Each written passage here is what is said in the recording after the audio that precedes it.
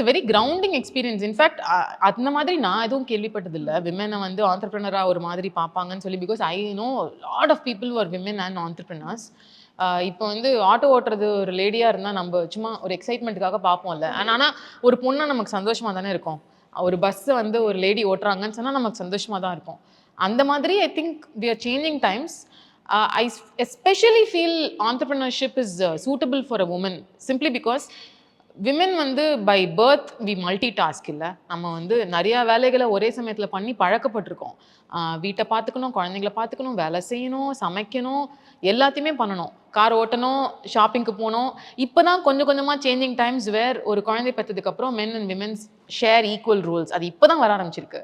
So by birth we have that quality. அதனால ஆண்டர்பிரினர்ஷிப்பும் I feel women are going to be very good at it is what I feel. இல்லைனா குவிக்காக என்னால் இவ்வளோ adapt பண்ணியிருக்க முடியாது. It would have been hard.